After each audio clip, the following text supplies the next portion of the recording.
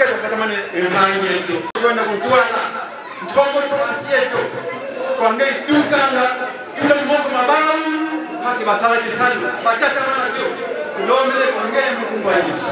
Amen. Mama bi.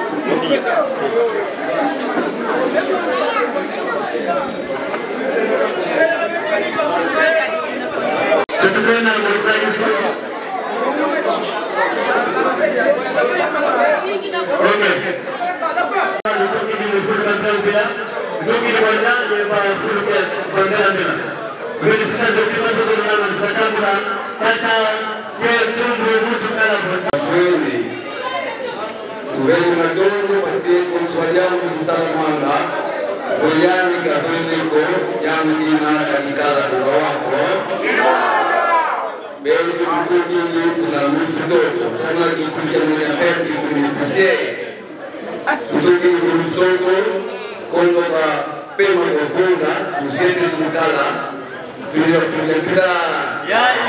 Kondo kwa soba kituki pasemwende kutamu isakiti. Mabondonga mkuli na sakite mvini. Bapani tamu mfwe. Kwa nani taufua kwa banani? Taufua kaka kwa kangu kwa kubelevo bakongole ye bakongolese.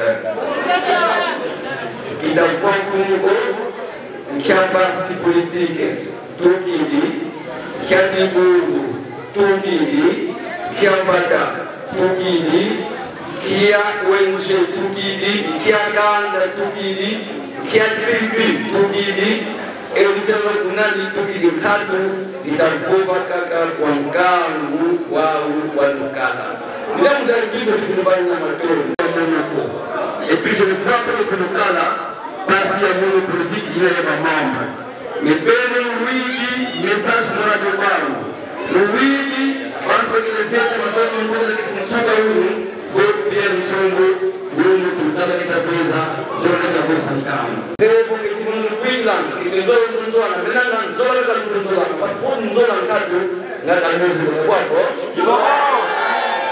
idina za kumbana na madogo ya mama mpita mbovu tuna ye press inababa zone lebo benu tunakaka échantillon benu silongwa sema dansa wangu kunanzo kunazangu kunabilanga utata nzungu ezidi emambo ngule ngule meso akaka besi ba wangu radio television enzeke mkangu ina hii message na yao seyenda kwa bangu babili bawayo ingo ya bana mbutu ya mbote bapangi nyenye nyenye tango mbutu nyenye okuda bazeli bapangi ya mbutu la wunu kadiamu ya fiotiko nende ya mbunga yenye mfumu Lozeyevo tutakia le 19 novembre tutakia 10 fois muna manaka maseni yani seni yani salisa na solo élection kwa tula muna calendrier tutakia le 19 novembre qui mbasi kia le 18 décembre donc mbasi kia lendi le kitendo landa campagne électorale mais le 18 ya lendi campagne imene mumazu da watatuna ndio yokoso si amanza le 18 le 19 repos le 20 décembre le kala ya date kwetu kwenda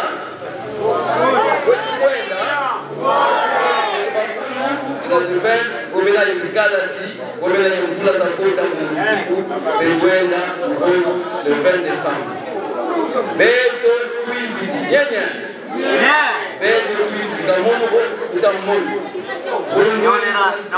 nonera zozi foto mtamona si affiche kwa muda mwene sisi da kila mtu kwa kwako mwene pepeta nduta mwene nduti nziekele kitu da sala muna kampani da sala tutakwiza kwa benu tuzakiteka neti solo mzenye solo Bobo. Leteka kwana kuzangu beo leteka likondo kuzangu leteka kwana kufana kwa nyama ya shumbi kambina ikwana ngombe kina bila nitazenda mapanga wapa eto tutakwiza eto tumini bantu wa mtu eto kunu janti semba yesemba Bobo. kasonga beto kungo ebedo ituti di mbote alors vous nous sommes les monos mbasi sur mona mawiti. Attention discours de campagne. Attention vraiment si vous allez aider mon nom qui sont parce que déjà les sont là Pierre les sont muito calavo yani una député national il y a qui député national basi pour qui nous d'accord député national humain oba baka mwe baba kuma ba député national mais wao yekini député national ti oba baka simiza ampangi nunda 8 molo kita kwa baba mu 2018 bamboka ya luta bana ba député ba territoire ya Mbanza Mungu Pierre Nsumbu Galabo wa luta nzee kuja isa kumukala mu campagne ntango yi parce que territoire ya Mbanza Mungu ya Fedina bantu abalisanga bo kabukalanga ye député ya secteur ya Bogogo katuna ye député ya secteur ya Ndimansiko katuna ye député kuyani kwa mvota mu secteur ya Gondosi katuna ye député kuyani kwa mvota uvili ya Kulungo katuna ye député kuyani kwa mvota uvili ya Mbanza Mungu katuna ye député kuyani député ya circonscription ya Lukala. Ça n'existe pas. Beaucoup Mbanza Mungu kwa kuvota yobaka siwa polisi una kaka député ya Mbanza Mungu nekivi una kaka député ya territoire ya Mbinga kala kwa bala kweni voix sabili ikomba mkala wabati la voix ngeye lutili mutambo lutili kala député ya Lukala député ya territoire ya Mbinga songa la député ya secteur ya Gondosi ngeye député ya Lukala ngeye député ya Mbanza Mungu ngeye député ya Sitese ya Mkisandu ngeye député ya Mbinga tuka baba ya Lukala itasema ni solo timu na hizi kuna Sitese kwa miti député donc qui est bâti na tangere pour kutanda kujambo ni kwini na timansi meme kwenda kwa miti ndo kwa jambo hili asingeye kuweza kufua ya sadi la territoire ya Mbanza Mungu kwa sababu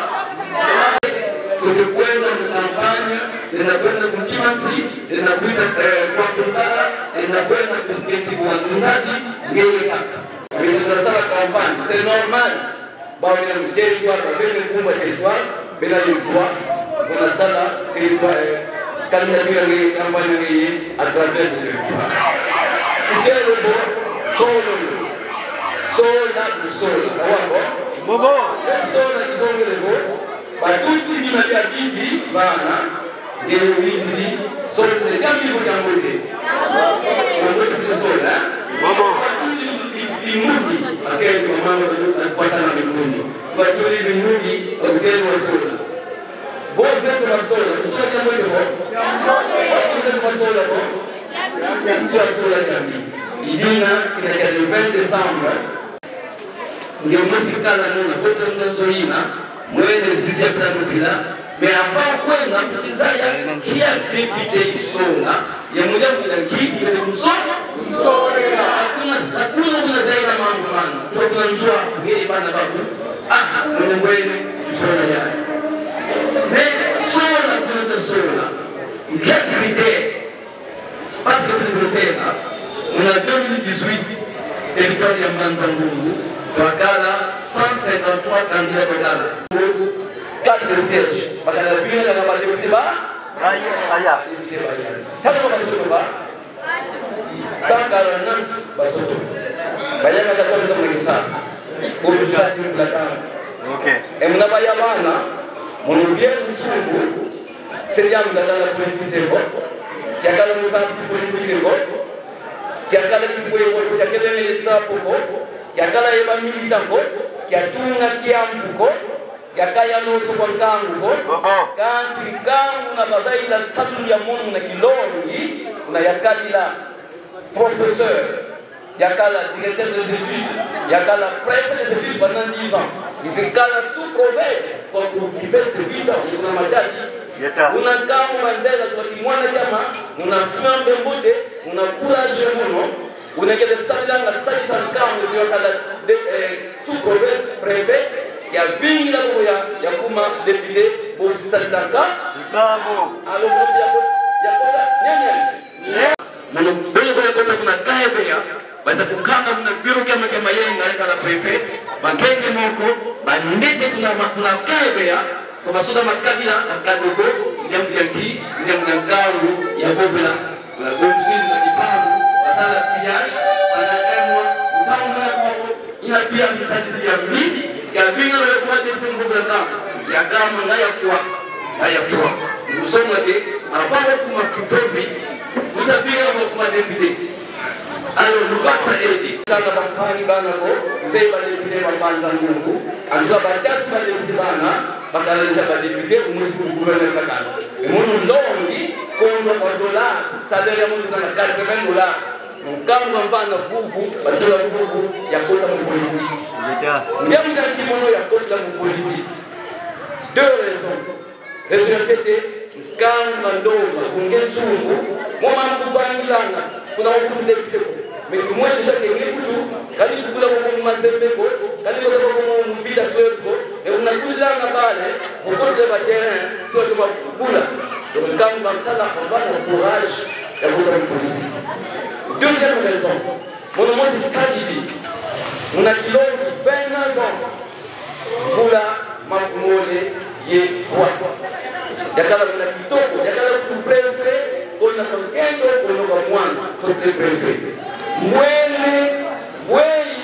l'État diabéto, il y a mieux un camp, gouvernement, politique, oui, un camp de moins en passe.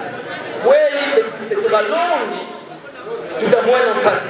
Parce que moi, il y a la professeure de il y a la directeur des études, préfet, sous-préfet, moi,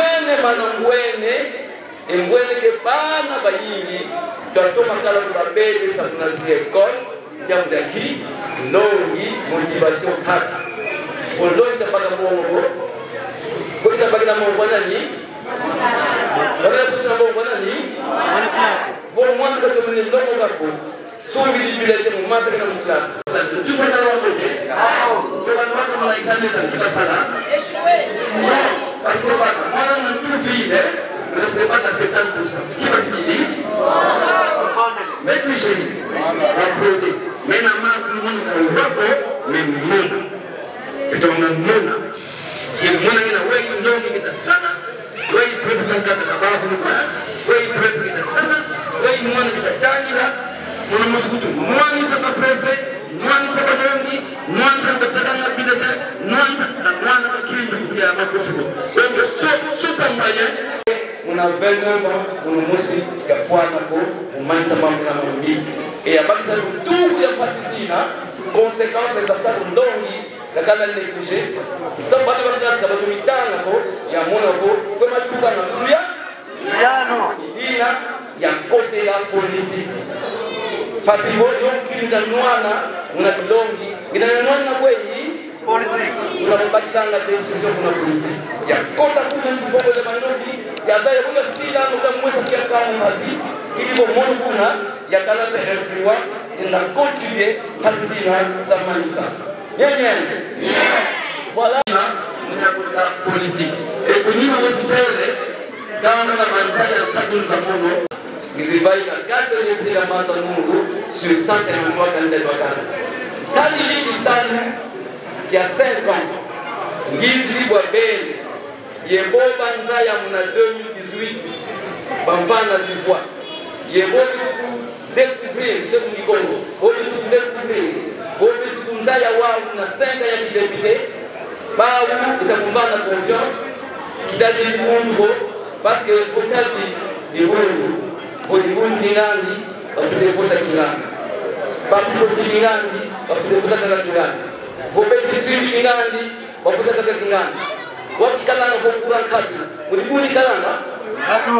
o masakati mulibuni kalanga Atu. o kukala inondation mulibuni kalanga Atu. meto bakulu passissement Imati. parce que politique ina imosi kwa kata pour politique ya mbote ko ye expansion ye ba parti politique bo ba kwenda na kupinga meto bakulu ye beti mapata bila kwa pour passissement ina ya kwa mna mfulani est-ce que mon bien du chombo comme sana il faut comme les sana bon il dit est-ce que bien du chombo comme les sana dans sa vie yo basé au mambo no mbele sina bana tukabote azaya bon pese kwa ni bien du chombo sa vie bon timandike sika kuha ile kama usunzu wa babenu mkufi ya kutenda kia mambo sa vie na fulakana bon mwende mtata Pasola na 2018 mwana mtu kia sola kanzi mwene mtata atomene sana mtata nini za mwende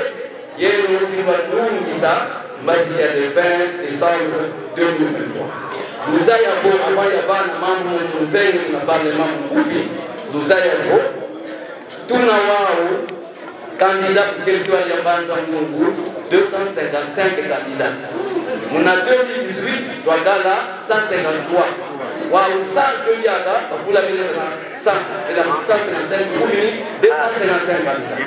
On a 255 candidats, bah yaka kabalunda. Ok. On a sotoka 251 candidats à sotoka. Ok. Yen. Yeah. On a matadi provincial 479 candidats. Basama ni kabalunda. Ok. 473 bazola kabalunda pour faire sotoka.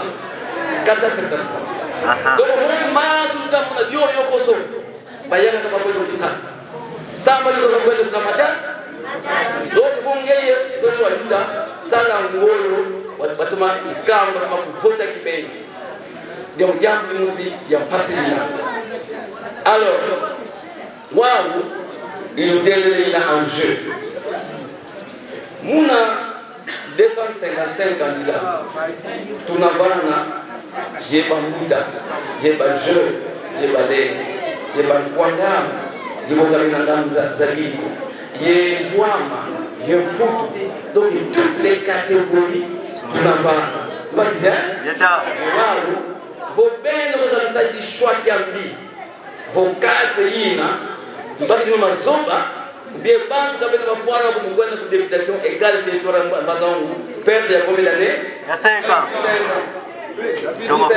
Toma fone. Donc, vanadesa senazem vena kibeni ye bantu bena ko bafwana musala saluda kibe bena ko vana mais solo musola beno voka luna kibeni ye profil ko muzaya député ya mbote kika fitekala ye qualité kikutu ya mbote wengi kalana musola kyo tembo ya mbote ya sadila wengi kalana kwa sababu ya sadila yao Vous m'avez critères, soit on a tellement de beauté, Bampani, attention de la moussi. Donc, avant Yahouba, député Yahouba, parce qu'on a tout qui dit, où est le pébat député Basoba, Bagala Moutou, même WhatsApp Yoyo, assistant parlementaire, il y a un cours de langue français. On a tout WhatsApp. Ma foi. Donc, toujours assistant. Donc après quand diable la wana c'est qu'on a leka bien toilette toujours assistant ya les français honorable balobi dossier wa les andengini bon kubatela oui yani assistation de français honorable dit que voilà député dit OK nie akoba problème bomba amen bien de la vérité n'a pas sa vérité OK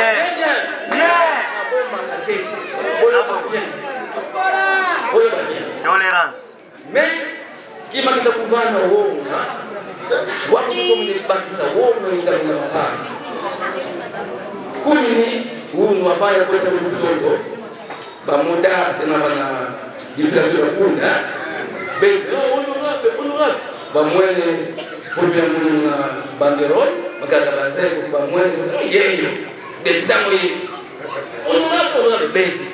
Ah, on a le bon. Nous aussi. Mais nous, on a l'élection le 20 décembre, donc on a député. Ok. Nous avons 20 000 francs. Les jeunes, c'est sûr que parmi eux, ils ont un diplôme d'État.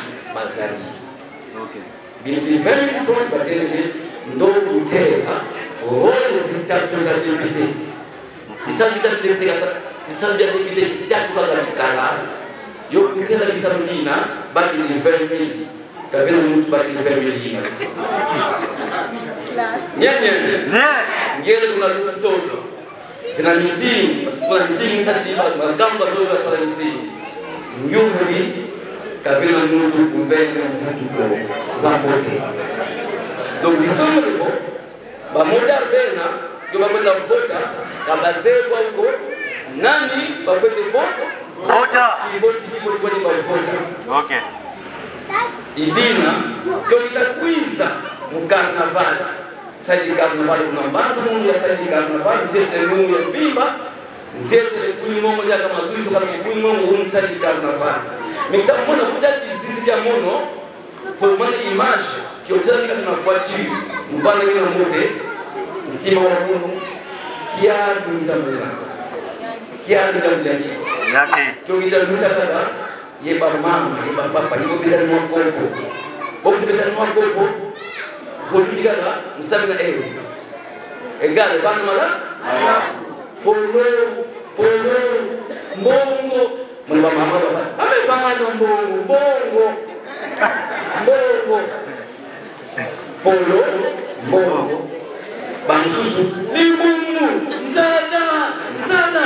Donc mwene député di Mosi wasuba ngundu ngizi baki sa député di député na kusubila ngundu député kaka kwa kata sema mu voiture ba honorable nzala député dina oleka kala intima kula tima fueme wangu nzala ina jete nzuru tsaki ina kutaina mena kama tingo yumuntu député da jambi Aduh betul dia, jangan lagi mati muka saya. Ni, bapakni. Mula tu mana mudu setiap ini belum biar kampanye. Parce que ini kampanye tersalah zandu kuat, zandu dah yang tiga le 19. Embas yang disebut di mana sabo? Di mana sih? Zandu di mana? Kampanye siang manis asal dalam bulan. Memang 30 jours ya kampanye.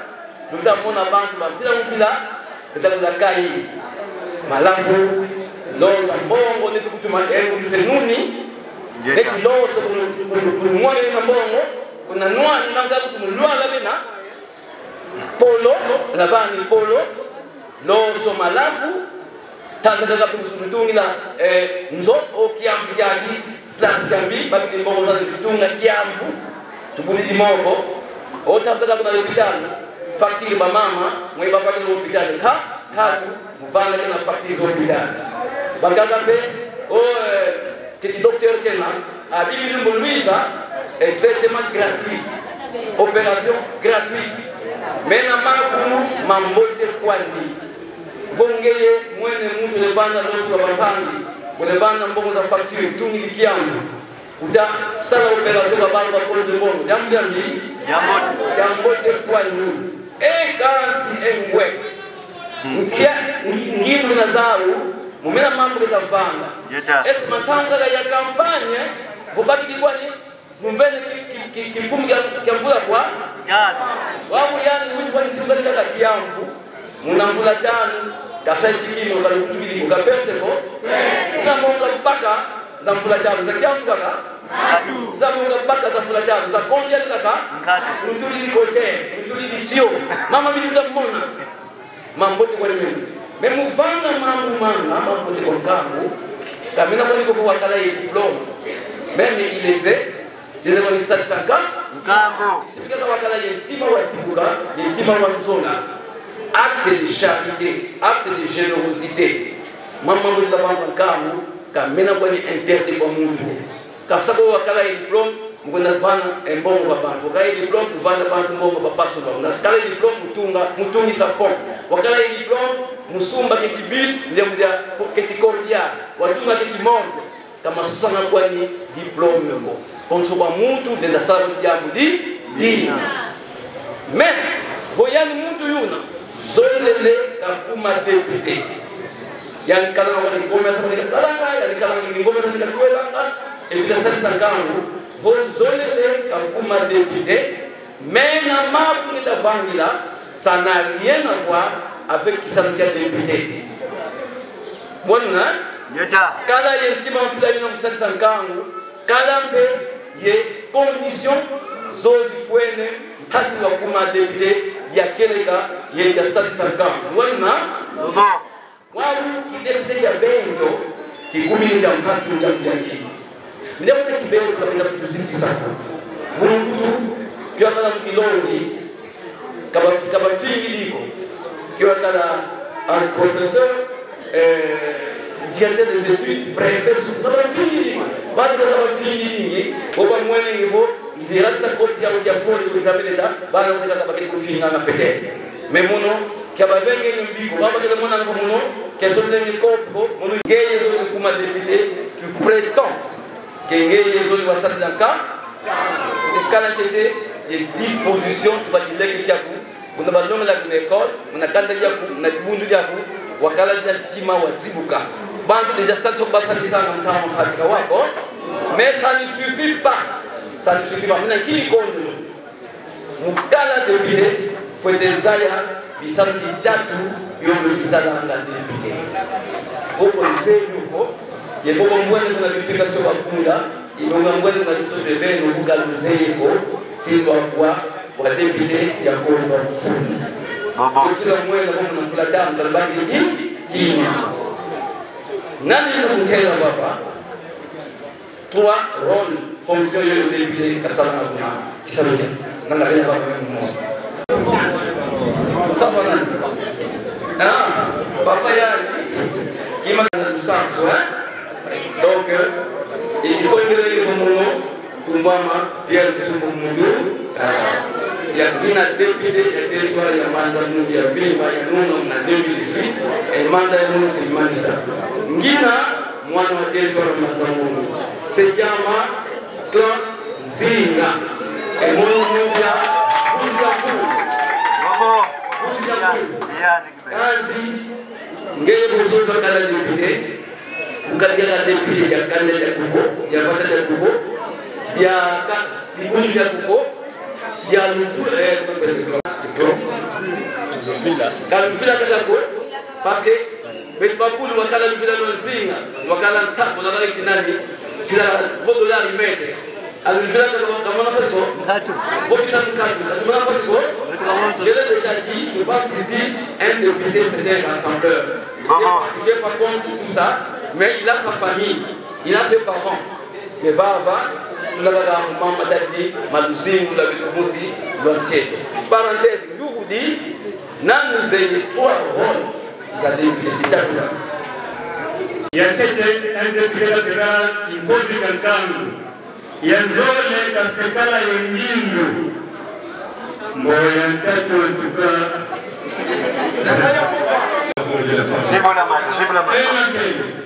député una sambitaka samedi légiférer donc député quand faut élaborer la loi je ne connais pas du tout on comprend je vais expliquer ça très bien élaborer les lois voter les lois et contrôler les gouvernements deuxième rôle mono tumene kusaya peni tokana yandi ye mamu majisani kuna epe ngoga kuna nyonga okay c'est moi ya zibula école secondaire kuna ngoga sans document alors yandi bukayiza en tout cas waiza kundaji na ngini za mbote. Mais là, il a qui semble que chef de sous-division, ou à mon avis, Mpagami, il y a kanga tete classe muliangu talaka twavova na yandi twawizana muyazamura mpewi nandi la role zandi kadiamu muliangu ya classe kakala plus de 125 élèves moni ya chikulabi ale waizaka bukakanga classe twawizana yandi vo oui ngendi classe 4 moni zakala komi kipovi la kiabu kuna promo scolaire ya yangala. Alors, buka yenga mbe ya mona comme symptôme, hein, c'est-à-dire ya mona réaction ya toma yangala. Il a en fonction déjà plus de 300 élèves. Et comme il y a si pour le monde, grâce à Nzumbu Mutukala. Donc il y a un petit peu rôle ina vol député kita yo sala ko egal député jambi rôle yantete vota misiku tumongana ko légiférer misiku mia kusandana ko RDC eketi misiku mia di classe malvin agriculture misiku mia kusandana ko RDC ko bala bila nyao ila Assemblée nationale ibura bila misiku mia il s'agit de regarder, contrôler aussi l'IGF, d'avoir l'IGF, ça c'est le travail des députés. Les ministres, tel on le met au gouvernement, je le dois tout en Anzila, je dois ça là, voir il y a le cas là parce que inondation. Bon, c'est l'homme 1 million par exemple. Bon, là tout le monde est député, même la caisse il y a le gouvernement. Afite kuiza kwa beto kwa assemblée. Tala beto, je le vois ça 1 million de dollars, basala voile ya lukala. Beto va député, vous devez une autorisation. Vous trouvez une autorisation, beto tunaye pouvoir, il y a que contrôler. C'est pas qui comment contrôler, c'est pas vérifier.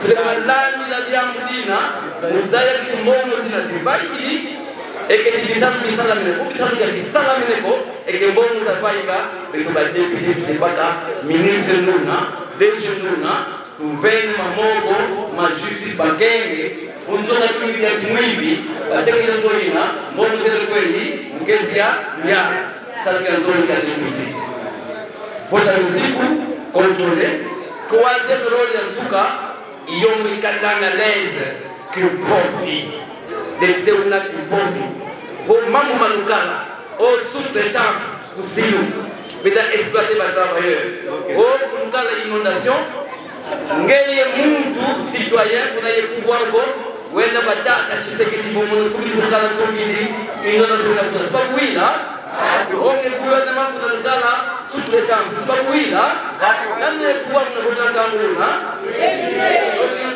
kumvoda tukakumbana pouvoir ya 5 ans mu nouveau villa ina yole zitatu za député wasa mtongo wa pasi vesina siku ya beto kamina kileni limité ko bata nani ndakala député ye nani kafutikala de député na siku ya beto contre kwa mtu unakwani yeso mkuma candidat. Et vous, nous avons nous sommes là pour nous battre les députés d'amis. Je vais être clair, nous allons clair. C'est un candidat, madame le Mazamoun, et madame dit 459. Madame Nassib, pour les cas au moins, il y a diplôme, il y a graduat. C'est ça l'université, soit gradué, soit licencié. Au lieu de subir la vanne, qui va vous dire si vous n'avez pas, vous allez graduer comme moi, vous êtes. Ce qui est mon père qui mon biso de la graduation donc suki alors pour sukate ba formule zela na ba puri ba to bazana diplôme ba lini so bazana diplôme ya graduate so kaka ozala expérience dans le domaine mongoboli économique commercial affaires social pour oui de l'imagina même ku dengeko ba kutamu di candidat c'est-à-dire ozala no commerçant ba yo commerçant. Vous avez un diplôme de gradué, tu as un diplôme d'état exaté. Mais vous avez un senior qui a un commerce, déjà 15 ans. On a dit qu'il y a un commerce, senior en 10 000 candidats.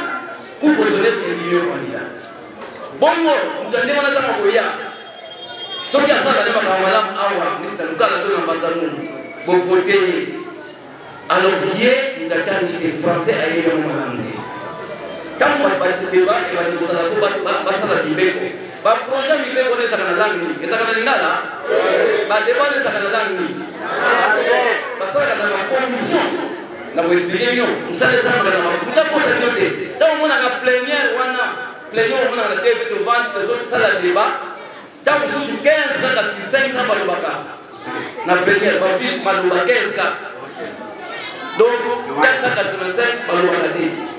Mais avant que vous ayez la plénière débat, c'est que dans 2 semaines, tu travailles dans le groupe au domaine de la commission.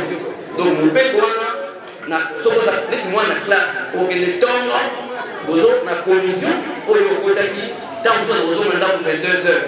Mais au moment de la TVT, c'est il n'y a pas de français. Mais au moment où vous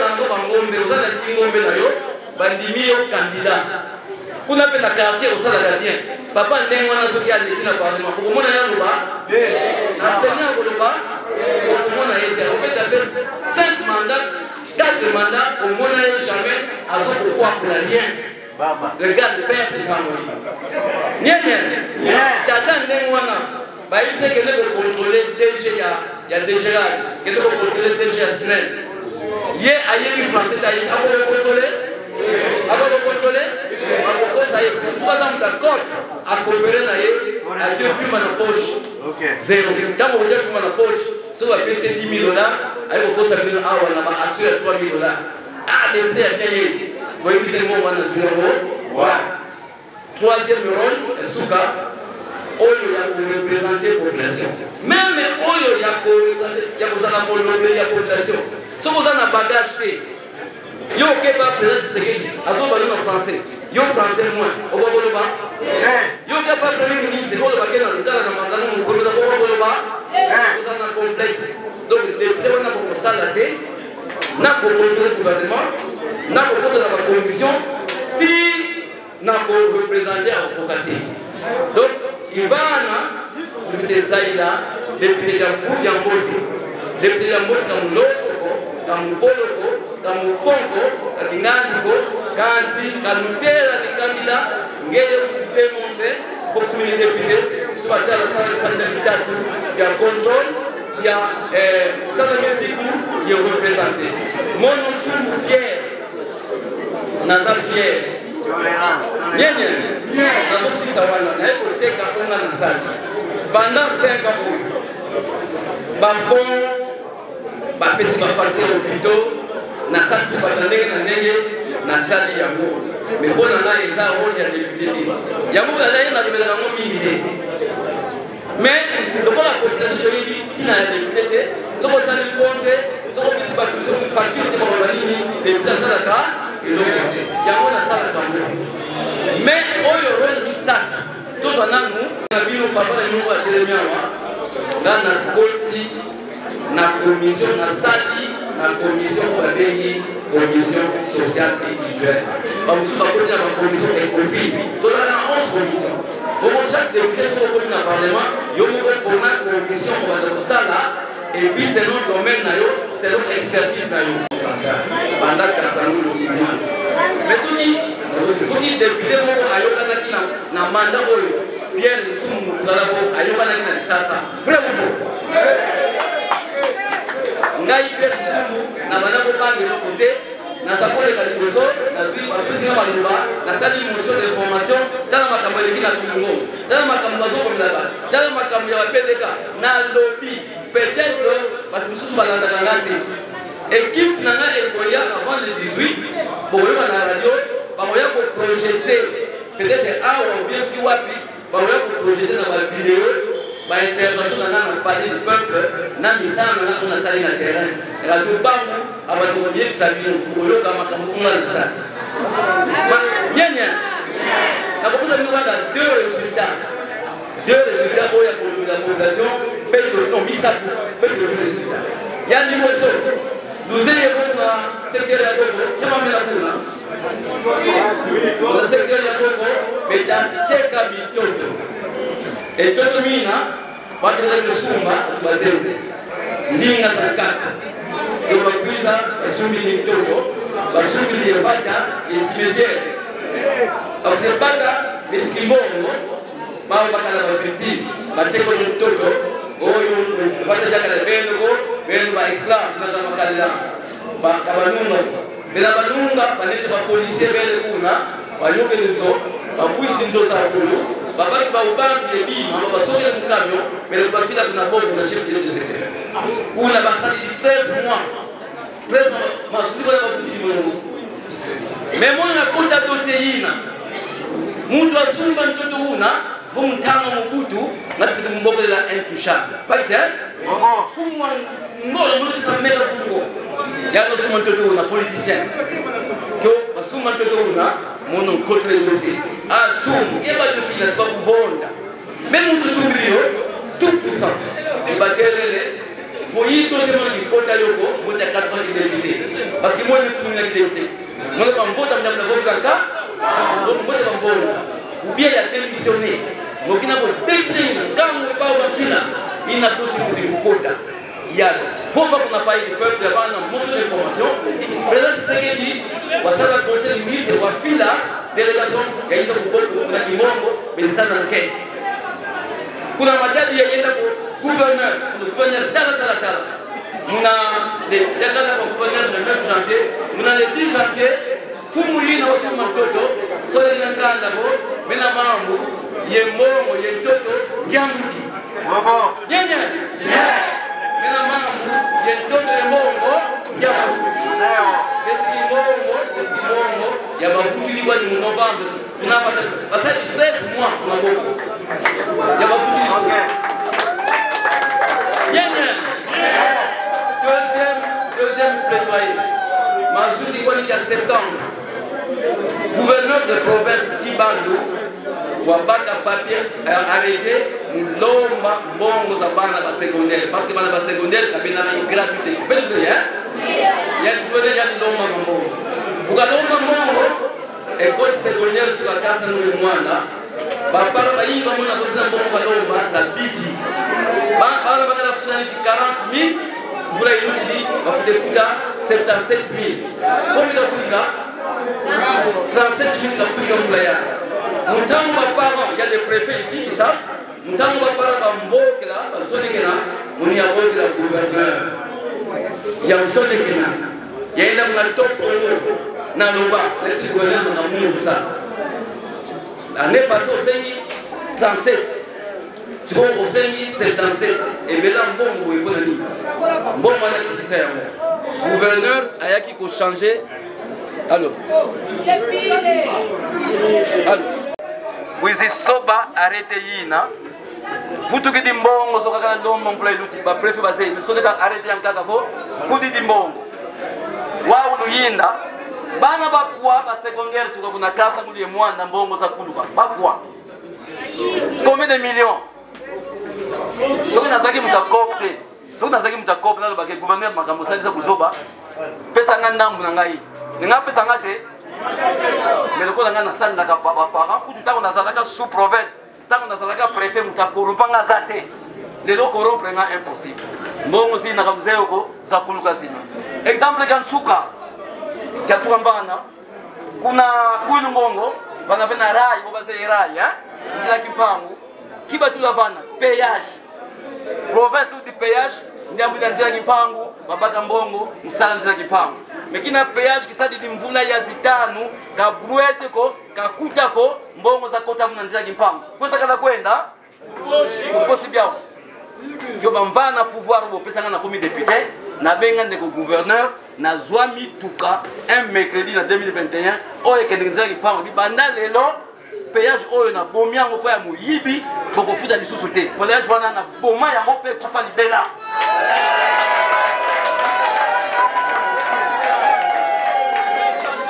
nyanya na sukisi wana nanga lubaki isibo député Salukiani bobela kangu bota misiku ye contrôler ya losoko kaki apoloko kaki akiamvuko peut-être kana ye niveau intellectuel fete kala yenzola yenkam fete kala yesusi fete zola ntiaku fete kala kibeni sadi wakam po ba député ba yingi tuna parlement bene yingi nduzazi tolingi kopte to sadi la population mboka oyo tokoki kokoma te que mai eza te courant eza te misala eza te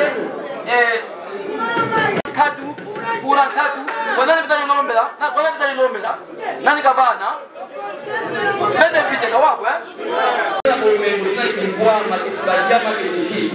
mais voi con matolo quando wanani bitani lomba voi crise bili katu wanani bitani lomba donc si vous en passe il y a beaucoup de monde vous pouvez pas débuter bon on va débuter à la lutte bon on va débuter non kamina mukikala kamina mukisika ko donc tout ça là ba 500 points kaka 500 sur 100 millions d'habitants on a besoin de 500 maintenant si vous avez 300 députés kamina une place pour idiot et garde les mankwanga tukumini 2 millions baba il est bana passe pas yango lukala na ye oyebisa bino nga nazalaki député ya territoire ya Mbanza-Ngungu nasali 5 ans nakoti na bakommission nalobeli population na badossier ya minene oyo ya cop nakoti yango te ndenge bato bayebi nga e naza fier ya kosala mosala nanga naye kosenga bino lobi le 20 kokosana honorable Pierre Ntsumbu te soko okosani numero lobakaka Pierre Ntsumbu parce que bapierre baza ebele bantsumbu mpe baza préciser Pierre Ntsumbu numéro pour Kinshasa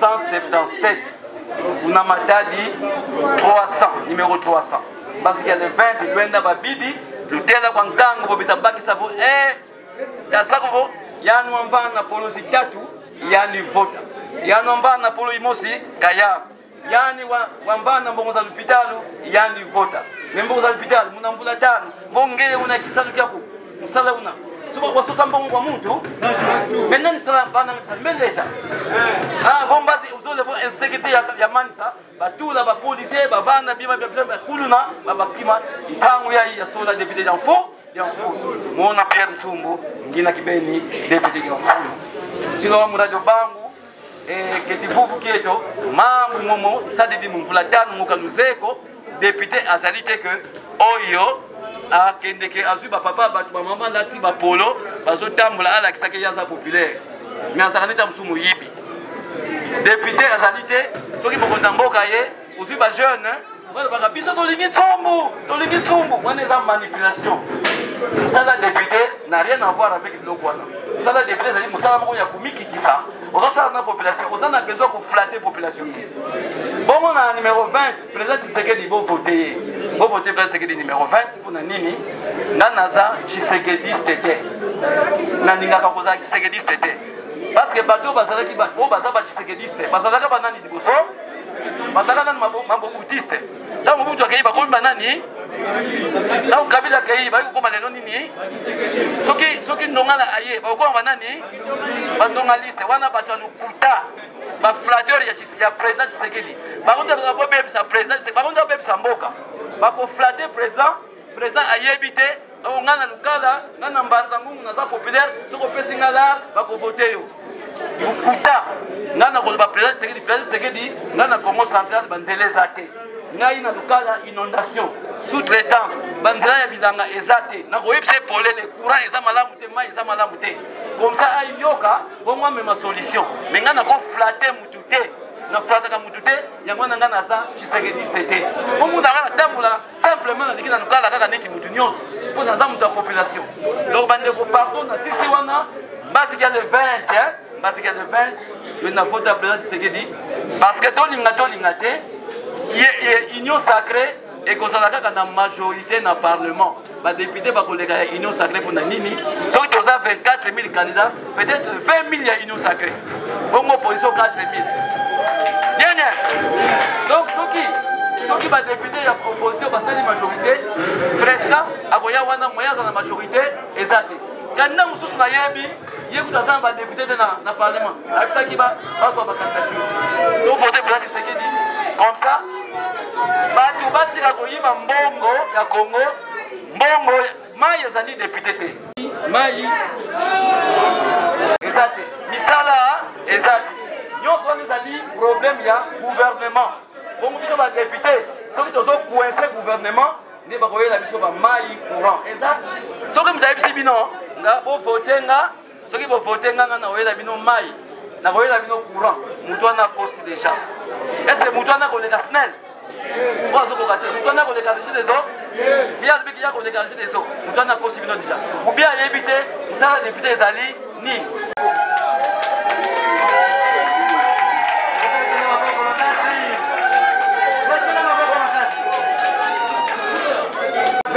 Tita na Louvila on a mona mutu avotele baliboso batu faut se présenter na banzi honorable Toyoki yo malam olobi ngai ici na landa yo tangu susu na radio ba yikulanda nga mu radio mona intervention zankaka kanzi nanga ngemoti telewo monantangu wa luta beto kutukulukala katukumona yekuzaya katukuzaya me wau tukumuene ye wizidi monankangu wa lukala ye yambila yao mesadidi 5 ans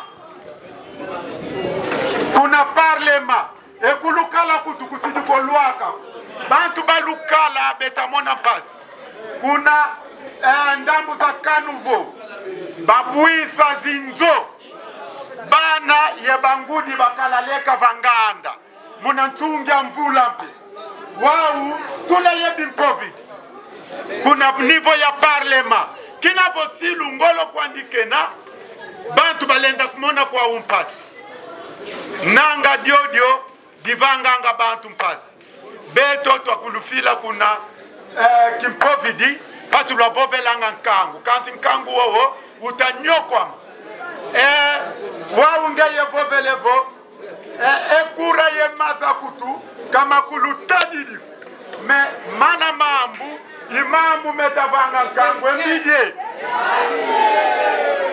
wau kama lukutadidi votwele kuna mareji dezo wau muntama kutu twakala monanga kompani dia leta mewa akwenda kuna wause di kumini privatize di kumini kwani dia ba Sénégalais seke ku Congo katuna ye bantu ko ekoko parlement da fiti bobelanga nkangu beno lunako emambu mambu ye voknge kulwaka ngadiaka kumpata ko kumini kwaku muntu akitsavu kanizimpangi kuna zau momo mambu metavanga bantu pasi Putu. Tolérance. Nye. Ilutele levo député wa secteur kakalako. C'est-à-dire secteur kaikalanga circonscription électorale. Ville de Mbanza Ngungu kadina circonscription électorale. Vongeye bakuvotele député des territoires de Mbanza Ngungu.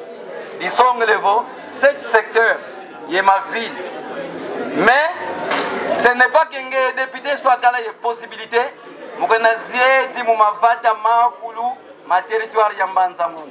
Parce que le territoire Yambanza Ngungu, il y a un territoire qui est nene Ndilankatu.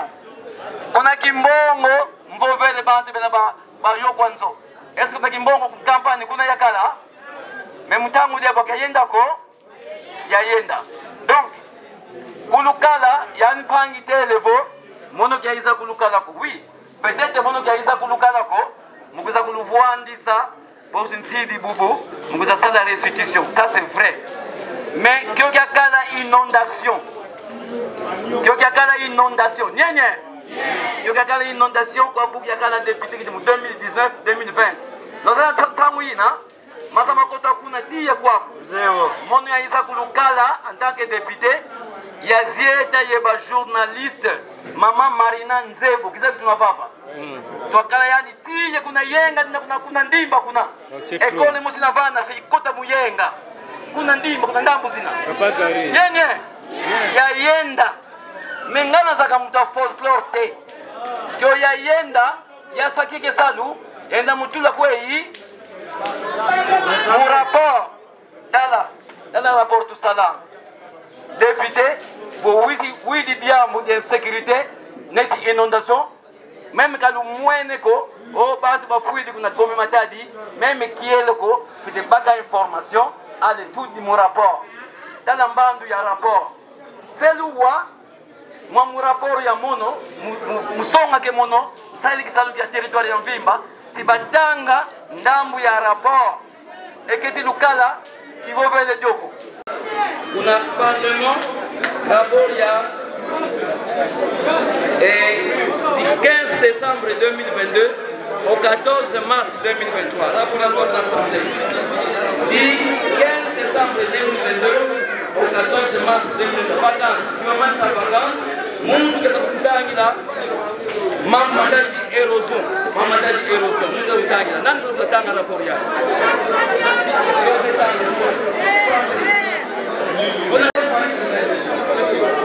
les érosions de la ville de Banzamou et les inondations de la cité de Lukala se portent bien avec leurs conséquences sur la vie des habitants des avenues, sont d'entretien. Sous les yeux impuissants de leurs habitants, aucune solution ne semble pointer à l'horizon. Insécurité. Non, maintenant l'érosion. Érosion et voirie urbaine. Les érosions de la ville de Banzamou et les inondations de la cité de Lukala se portent bien avec leurs conséquences sur la vie des habitants. Les avenues sont englouties sous les yeux impuissants de leurs habitants. Aucune solution ne semble pointer à l'horizon.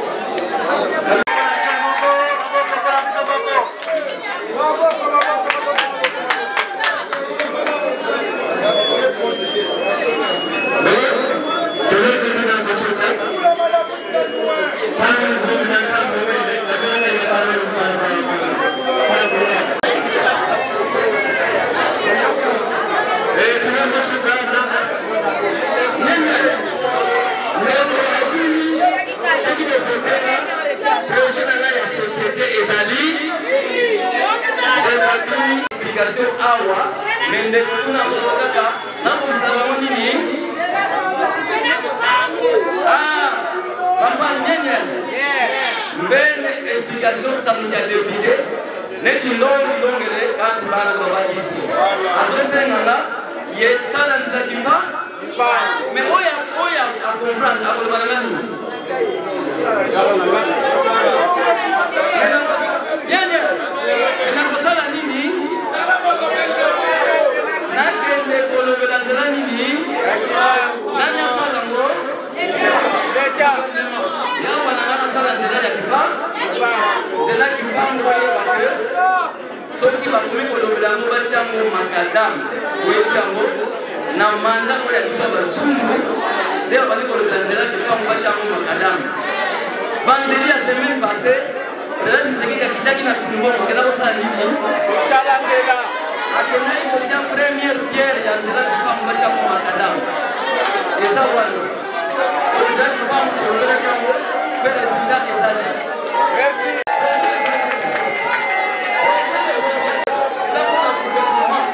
Merci. Bonsoir. La journée d'aujourd'hui était très forte pour nous. Qu'est-ce que je dis votre présence ici à Lukala présentement? Mais vous savez que nous sommes en pleine campagne électorale et nous sommes venus justement à Lukala pour ça.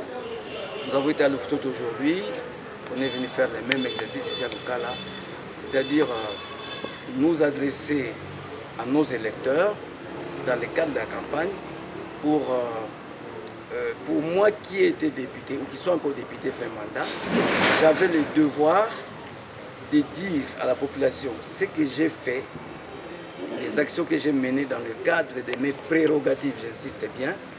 Qu'est-ce que j'ai fait à Kinshasa dans le cadre, par exemple, de légiférer les lois, donc dans le cadre d'élaborer les lois. Quelle a été ma contribution, ça j'ai expliqué. Qu'est-ce que je fais, qu'est-ce qui s'est passé autour de la deuxième fonction parlementaire qui consiste à contrôler quelles sont les difficultés que nous avons eu, nous les députés, par rapport à la faiblesse de notre institution, on appelle l'Assemblée nationale. Et puis, j'ai expliqué à la population que j'ai, pendant 5 ans, rempli mon mandat, peut-être pas à la satisfaction de tous, mais j'ai essayé de représenter la population, c'est-à-dire des problèmes qui se sont posés dans nos communautés et qui concernaient le niveau national pour apporter des solutions. Je fais ce travail à Kinshasa à travers les motions d'information, à travers les débats auxquels je prépare pendant le plénière. Et sur terrain, j'ai été vraiment sur terrain. J'étais sur terrain. Partout en Mbanzangou, dans les territoires où il s'est posé un problème particulier, je suis allé. Même là où je n'ai pas été, même en Lukala ici, peut-être que je ne suis pas venu en Lukala pour faire les folklores, pour réunir les gens. Ça, c'est tout à fait normal que les gens ne me ressentent pas. Mais la personne qui m'a dit que je ne me suis pas occupé de Lukala, vous avez vu que, comme si je savais, j'ai sorti mon rapport de mars de l'année passée. Et dans ces rapports-là, je parlais des inondations de Lukala.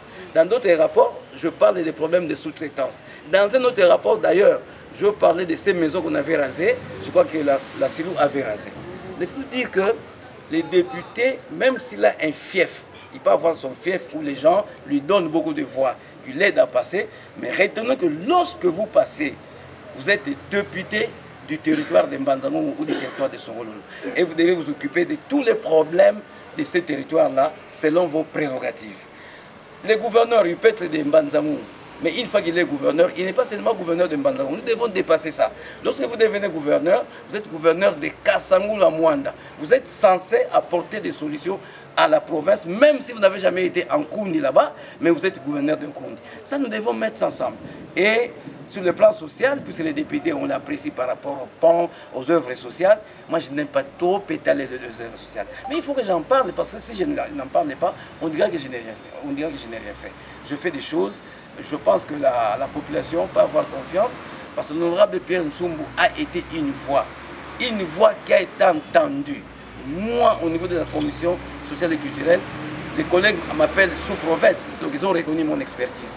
Au niveau de l'Assemblée nationale, je me suis trop investi dans l'histoire des terres, des conflits de terres au Congo central. On m'appelle chef des terres par les autres collègues. Donc j'espère que cette voix de Pierre Ntsumbu a été entendue à travers mes interventions à l'Assemblée, à travers mon travail à la base.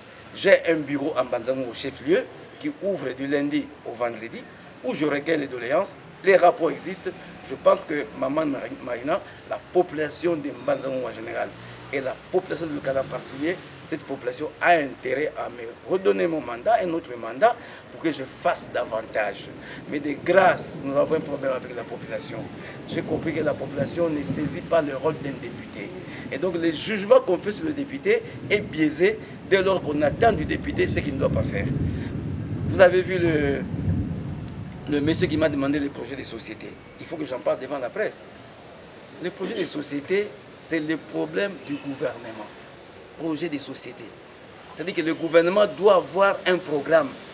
Vous, au niveau des ITP, en 5 ans, vous voulez faire quoi? Vous avez combien de routes à réhabiliter? Combien d'écoles à réhabiliter? Ça, c'est le gouvernement qui élabore le projet de société, qui vient avec à l'Assemblée un programme gouvernemental qu'ils amènent à l'Assemblée chez nous.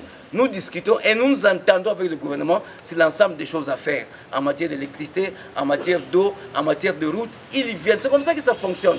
Une fois qu'on se met d'accord, le gouvernement se met au travail et l'Assemblée fait le suivi et le contrôle. Non, ce n'est pas un député qui a un projet.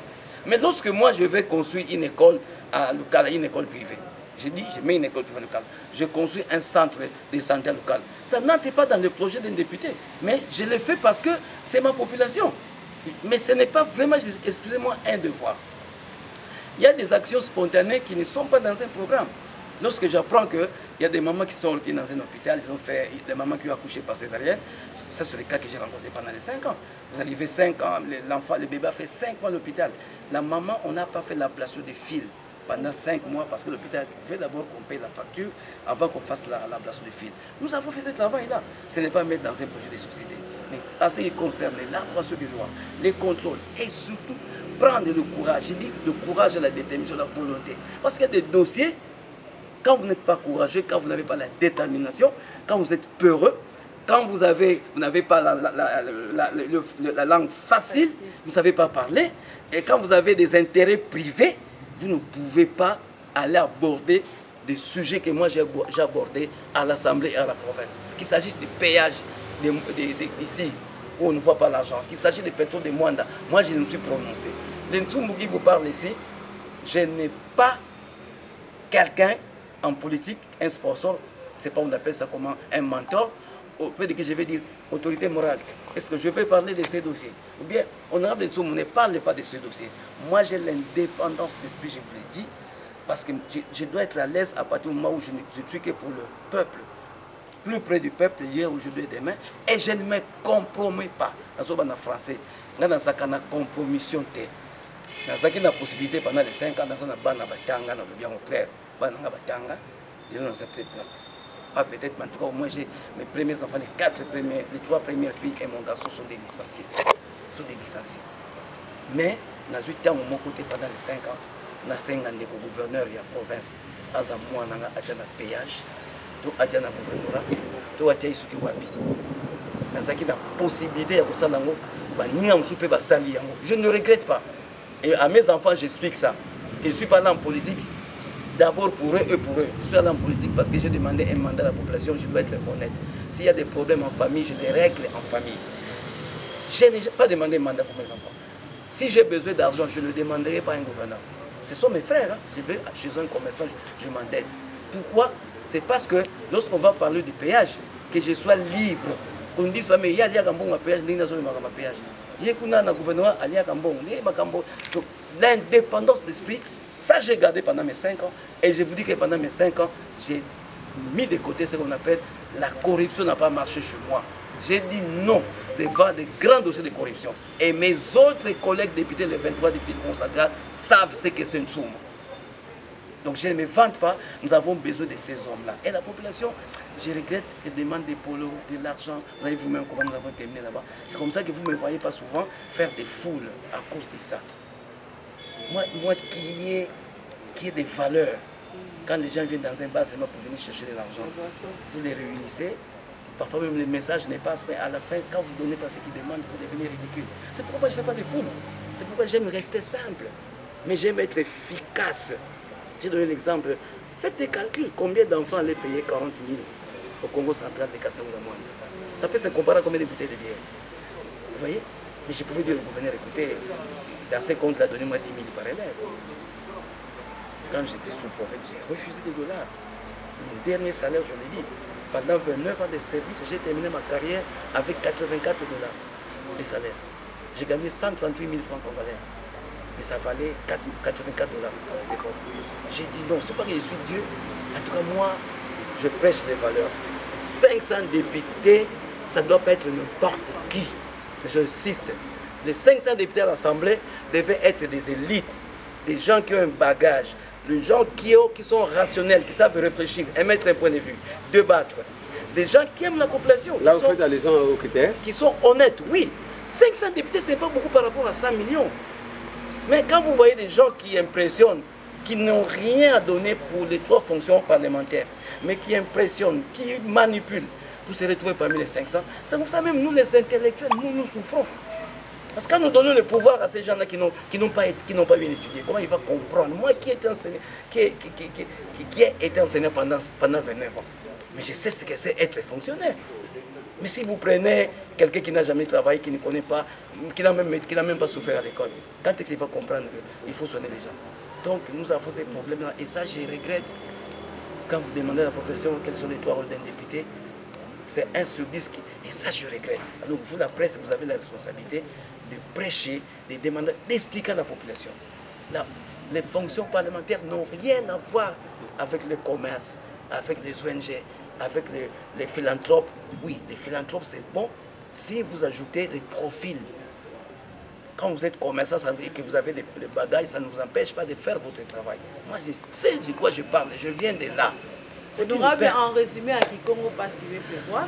Ah, Kikongo, tu es dit que le cas là, mon cadre de la campagne électorale, nous y avons un kango, qui a raison, voter là mon nom, au niveau national, numéro 100. 77 et on a Matadi numéro 300 parce que mon est député d'Yaou. Ça dit qui savent que ça dit mon intérieur territoire, mon intérieur province et même mon intérieur ici. On a 3 rôles de société d'Idi. Salami Sikou, contrôler et représenter un camp. On a quelques bénis ninga ya Congo central et Wiza qui est député, mais même député qui est vova, qui est vova dans Congo, Pierre Nsoum Mutukala. Et je suis fier, Moussala qui s'allume. Vous battez les députés qui n'ont tout diambu, c'est dispensaire. Ils organisent plutôt tout l'idée. Parce qu'il faut que tout l'idée bien peut qu'on camp, vous savez qui m'a. Mais il faut que Kalakagabe au Congo, il y a des valeurs qui montrent qui t'a pour te compte. Que tu as luta, que tu as l'homme en bon, il n'y a pas de bongo, l'ose est net l'oso. Bada non neti nous qui montre que tu peux pas Congo tu faut comme tu montre pour ça les pays valeurs donc c'est ça l'angansi valeurs ça nous y tout honnêteté c'est pas on dit ça qui Congo c'est quoi fika honnêteté fika qui montre que kala nous y tout c'est kala c'est ça bantu kedika kala muntu akeleka c'est ça qui nous manque mais aujourd'hui ce sont des manipulateurs qui nous dirigent. Des manipulateurs, des malins, de rusés. C'est à ceux-là qu'on donne le pouvoir et après nous souffrons. Quand ils ont le pouvoir, ils le font pour eux-mêmes. Moi, je viens de l'enseignement, je suis entre Monongina, il a dit la vavanite, il a fouillé, il a dit ma foi, il a foutu Mougini, il a dit c'est ça les députés Pierre Nsoum. J'espère que malheureusement, ceux qui votent, ce n'est pas vous autres, c'est que j'entends là des intellectuels qui sont minoritaires. C'est la masse qui donne des voix. Pour avoir 10 000 voix pour passer, c'est la masse. Malheureusement, cette masse-là, on peut la manipuler. Je répète, mais j'espère que nos presses, il faut ajouter ça là, on continue à prêcher, à éduquer la masse, qui dit qui s'en passe ça où, tout cas. Ce sont ces bourreaux-là pour qui dansent, auprès de qui ils vont chercher 1 000 $, 1 000 francs. Ce sont ceux-là qui sont la cause de nos malheurs. Voilà un peu mon thème. J'espère que presse, toi qui nous regardes, et prochainement, je crois que je vais envoyer une équipe ici. Je vais projeter même ces vidéos avec des électroprojecteurs dans mon qui a mon veine qui a mon veine au Congo central. Merci encore la presse d'être venue. Merci beaucoup.